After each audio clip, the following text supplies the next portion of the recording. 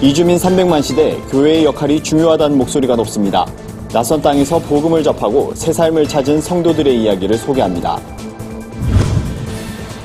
한국기독교총연합회 전광훈 목사가 문재인 대통령 하야를 위해 목숨까지 건다는 강경 발언으로 교계 안팎의 비난이 쇄도하고 있습니다. 민족화합과 평화통일을 위해 다양한 활동을 펼쳐온 우리민족교류협회가 한미동맹 평화포럼을 창립했습니다. 안녕하십니까. 구티비 뉴스입니다.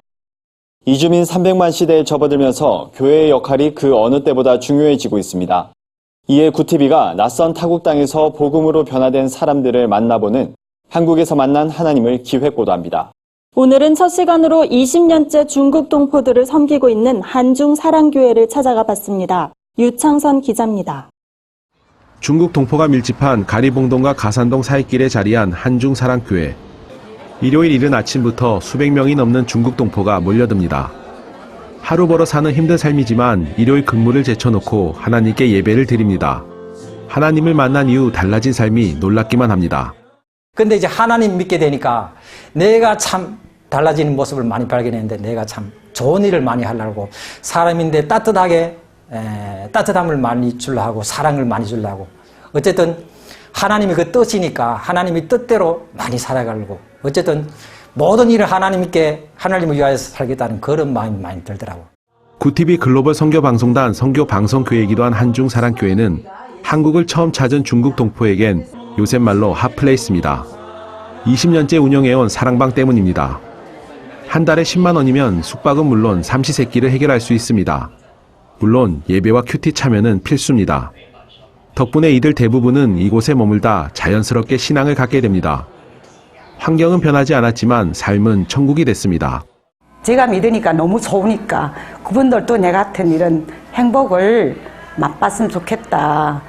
근데 하나님을 제대로 믿으면 우리 죽어서 천국 가는 것도 좋지만 이 땅에서 이제 천국 같은 삶을 살지 않아요. 마음이 평안하니까 천국 같아요. 한중사랑교회는 얼마 전부터 아예 중국인을 위한 예배도 마련했습니다. 문을 연 지 반년도 안 돼 예배실이 가득 찼습니다. 중국 동포를 위한 어린이 동산도 설립했습니다. 아이 때부터 믿음을 심어주기 위해서입니다. 중고등학생을 위한 공부방도 운영 중입니다. 1층에 마련된 카페에선 청년들이 교제하며 말씀도 나눕니다.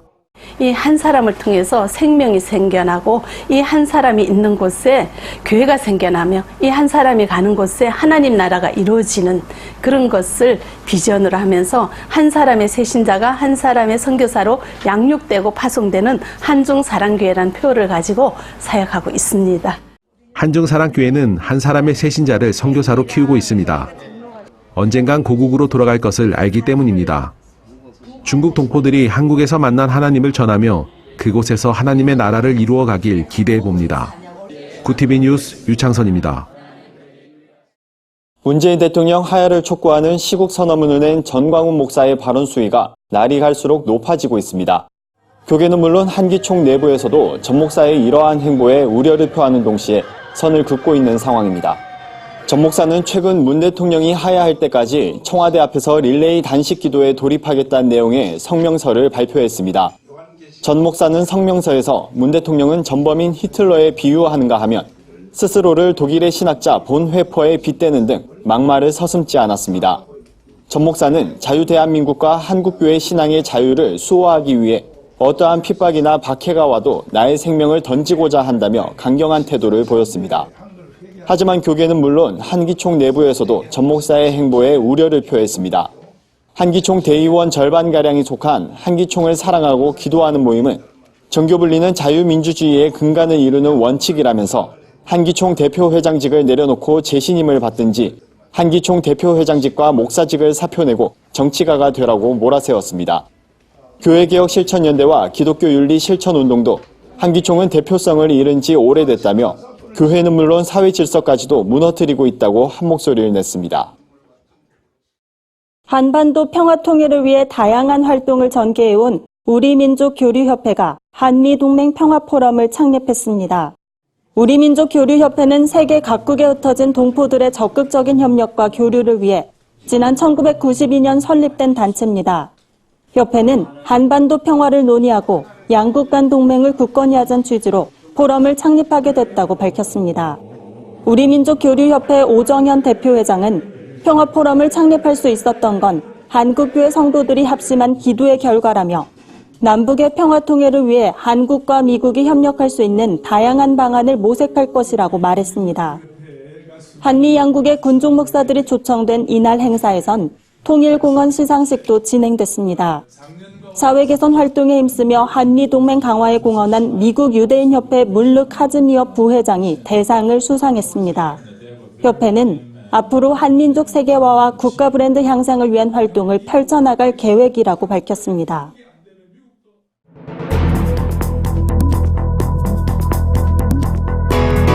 세계 곳곳의 주요 소식을 살펴보는 시간입니다. 스페인 바르셀로나의 상징인 사그라다 파밀리아, 일명 가우디 성당이 그간 무허가로 지어져 오다 착공된 지 137년 만에 시의 공식 건축 허가를 받았습니다.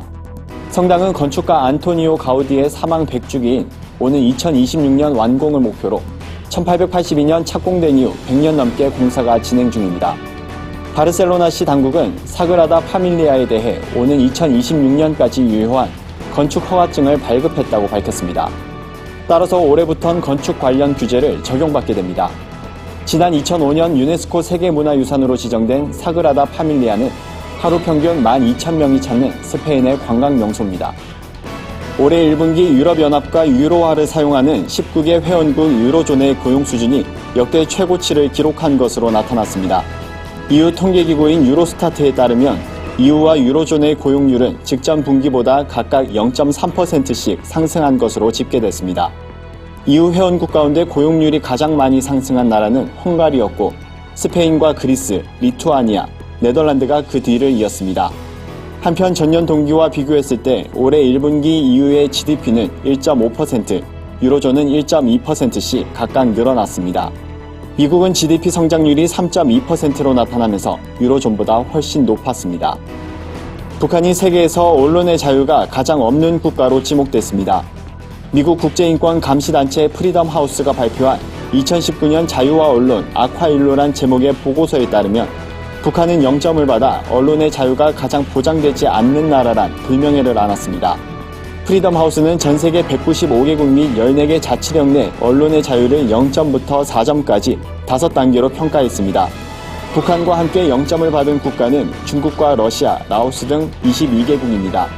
한국과 일본은 3점, 미국은 최고점인 4점을 기록했습니다. 일본 여당인 자민당이 올여름 열리는 참의원 선거에서 독도 관련 연구기관을 설치하겠다는 내용을 발표했습니다. 참의원 선거 공약집에 따르면 독도를 중국과의 영토 분쟁 지역인 센카쿠 열도와 함께 자국의 영토로 지칭했습니다. 그러면서 영토와 주권에 관한 제3자 연구기관을 설치해 국내외로 정보를 알리는 걸 강화하겠다는 내용도 포함시켰습니다. 자민당은 또 역사인식 등을 둘러싼 근거 없는 비난에 단호하게 반론한다.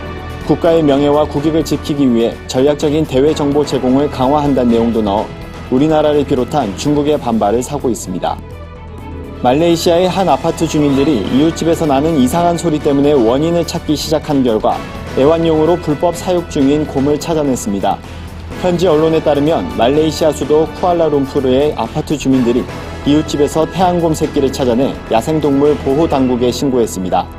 생후 6개월 정도로 추정되는 이 곰은 아파트 창문으로 고개를 내밀고 포효하다 발견됐습니다. 현재 야생의 태양곰은 300에서 500마리만 남아있는 것으로 추정돼 야생동물보호법에 따라 엄격히 보호 중입니다. 당국은 애완곰을 불법 사육한 혐의로 27살 여성 가수를 체포해 조사 중인 것으로 알려졌습니다. 오늘의 사회 이슈를 진은희 기자가 종합해드립니다. 오늘의 이슈 포커스입니다. 2019 국제축구연맹 20세 이하 월드컵 8강 경기에서 한국 대표팀은 세네갈과 승부차기 접전 끝에 4강 진출을 확정했습니다. 한국 축구사에서 멕시코 대회의 4강 신화가 36년 만에 재현된 겁니다. 우리나라는 포르투갈, 아르헨티나 등이 속한 이른바 죽음의 조에서 16강에 오른 뒤 숙적 일본과 세네갈까지 꺾고 4강에 진출해 아시아 축구의 자존심을 살렸습니다. 한국 대표팀은 12일 오전 3시 30분 에콰도르와 4강전을 치릅니다. 에콰도르마저 넘어서면 피파가 주관하는 남자 축구 대회에서 한국 축구 역대 최고 성적을 낼 것으로 기대됩니다. 올해 1월부터 지난 7일까지 서울에서 청약을 받은 전용 면적 59제곱미터 미만의 아파트 70개 타입 중 1개를 제외하고 모두 1순위로 마감했습니다. 이는 1, 2인 가구의 증가 추세에 따라 오피스텔의 전유물이라고만 여겨졌던 소형 주거 공간에 대한 인식이 변했기 때문입니다. 금융결제원 아파트 투유 조사 결과 서울 도심에 위치한 소형 아파트가 비효율적 주거용 공간 구성과 상대적으로 높은 관리비를 해결할 수 있는 것으로 나타났습니다. 한국보건사회연구원에 따르면 우리 국민 10명 중 8명은 정부가 증세로 복지를 확대하는 것에 대해 정당하다고 여기는 것으로 조사됐습니다. 응답자들은 정부가 지금보다 더 많은 지출을 해야 하는 정책 분야로는 일자리 창출, 대학 장학금 제공, 노인들의 삶의 질 보장, 교육 서비스 제공 등을 꼽았습니다.